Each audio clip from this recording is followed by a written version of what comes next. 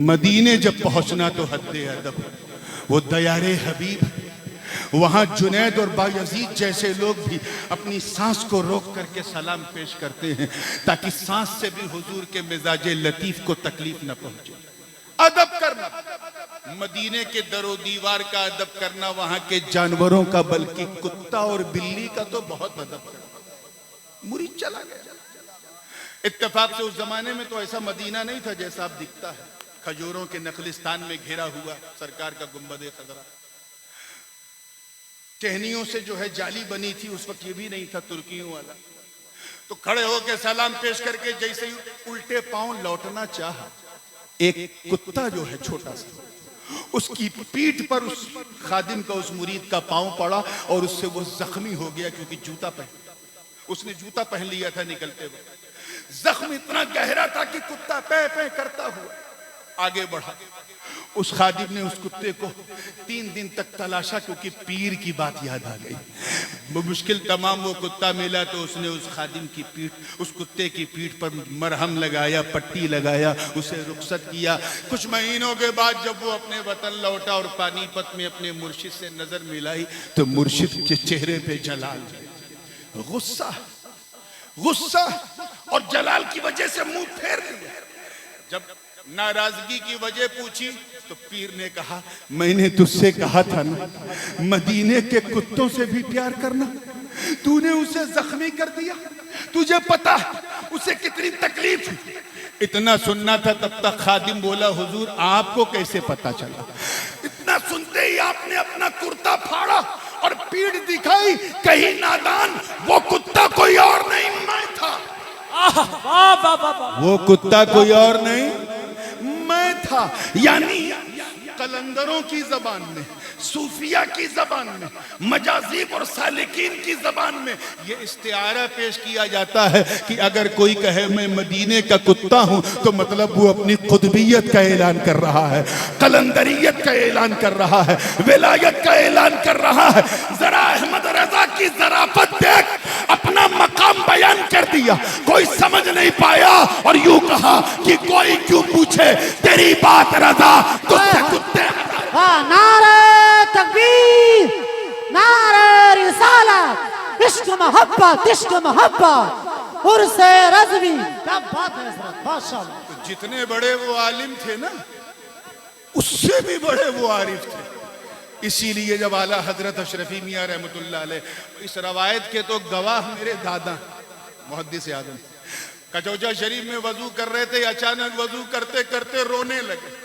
آپ کے خادم نے کہا، حضور آپ رو رہے ہیں اور یہ آسمان کی طرف دیکھ رہے ہیں، معاملہ کیا ہے؟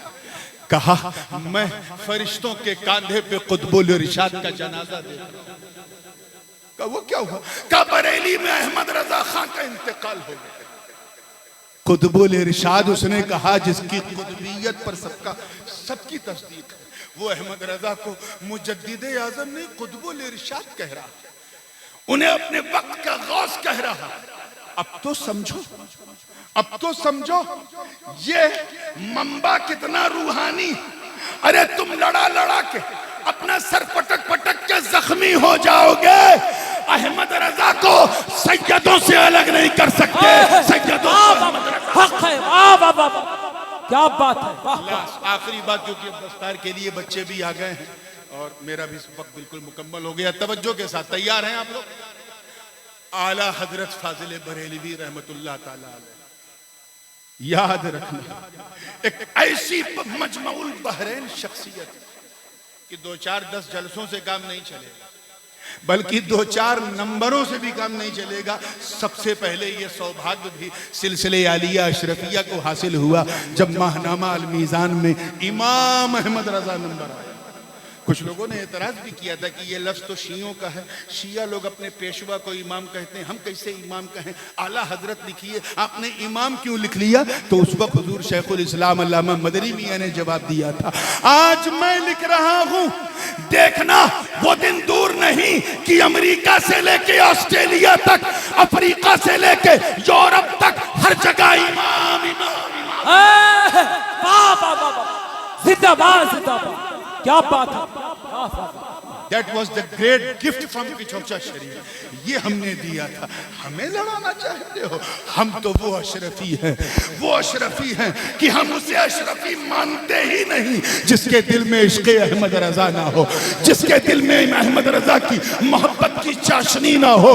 ہم احمد رضا کو، احمد رضا تو وہ شخصیت ہے جنہیں میں نظیر نہیں نظریہ کہتا ہوں، عالم نہیں علم کہتا ہوں، فقہ نہیں فقیہ نہیں سراپا فقہ کہتا ہوں، جنہیں میں احمد رضا، جنہیں میں امام اعظم ابو حنیفہ کا تلمیذ رشید کہتا ہوں. وہ احمد رضا اگر فقہ پر بات کرے تو وقت کا امام اعظم نظر آئے. وہ احمد رضا اگر منطق اور فلسفے کی طرف مائل ہو تو فیثاغورس اور ارسطاطالیس اور ابو علی سینا جیسے ہاتھ باندھے کھڑے ہو جائے. وہ احمد رضا جب علم توقیت، علم تقویم، علم حیت اور علم قیافہ پہ بولنے لگے تو خیالیوں کا خیال اڑ جائے. وہ احمد رضا جو براق، جو سقراط اور بقراط کی بقراطی کو فلسفہ قدیمہ کے جھولے میں ڈال کے بیٹھ کرتے. عشق محبت، عشق محبت، عشق محبت، عشق محبت، عرص رضوی. وہ احمد رضا، وہ احمد رضا جب ناموس رسالت پر حملہ ہو تو احقاق حق اور ابطال باطل کی تلوار، وہ تلوار جسے بھارتیوں نے نہیں مکہ مدینہ کے لوگوں نے کہا ھذا حسام الحرمین علی منہر القدس. زندہ باد، زندہ باد. کیا بات ہے، واہ واہ واہ، سبحان اللہ. احمد رضا کی بات کرتے ہو جو اگر علم نحو کی طرف متوجہ ہو جائے تو لگے کہ سیبوے کی زبان بولی جا رہی ہے. اگر صرف کی طرف تو جرجانی کا رنگ نظر آئے. اگر علم بدیع اور بیان کی طرف متوجہ ہو جائے تو عبدالقاہر جرجانی کا رنگ نظر آنے لگے. اور اگر تصوف کے اسرار بیان کرنے لگے تو پرتب غوث واہ واہ واہ، سبحان اللہ سبحان اللہ. احمد رضا کو ہلکے میں نہ لینا. احمد رضا غوث اعظم کی کرامت کا نام ہے.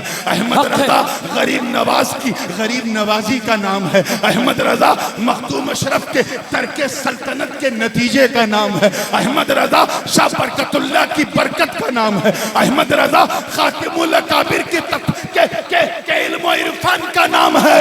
ارے احمد رضا مصطفیٰ کے بے شمار معجزوں میں سے عرص رضوی، حضور تاج العلماء.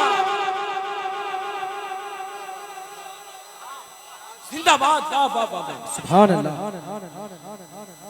اسی لیے تو جس زمانے میں نبی کو مردہ کہنے والی یہ مردہ جماعت مردہ مردہ کہہ رہی تھی، اسی وقت کفر کے تابوت پر آخری کیل ٹھوکتے ہوئے میرے رضا نے کہا تو زندہ ہے واللہ، تو زندہ ہے واللہ، میری چشم عالم سے چھپ جانے والے. واہ واہ واہ. دعا گو ہوں پورے خانواد اعلیٰ حضرت کے لیے. اور وہ اس لیے کہ ہم انہیں دے کیا سکتے ہیں. یہ لوگ تو حضرت منانی میاں کی رگوں میں تو فاضل بریلوی کا ڈی این اے، صرف غلامی کا پٹا نہیں. واہ واہ واہ. یہ ایسا نہیں کریں گے تو کون کرے گا. انہوں نے تو بہت عزت دی، مجھے دی، میرے والد کو دی، ہر جگہ ہمیں آگے بڑھاتے رہے. ہم انہیں کیا دے سکتے ہیں؟ بس سیدوں کی دعا جو ابن من جدہی بالتسلسل چلی آ رہی ہے اور اس گنہگار تک آئی ہے.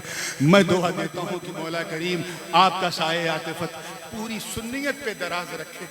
اب اعلیٰ حضرت کے گلشن کے انیک پھولوں میں سب سے پرانے پھول آپ، اللہ تعالیٰ آپ کا سایہ سب پہ دراز رکھے اور اس جامعہ نوریہ رضویہ اور اس کے صحن کو خوب سے خوب تربام عروج عطا فرمائے. کہنے سننے میں عمدن سہون کوئی خطا ہو تو استغفر اللہ ربی من کل ذنب واتوب الیہ، وآخر دعوانا ان الحمدللہ رب العالمین. السلام.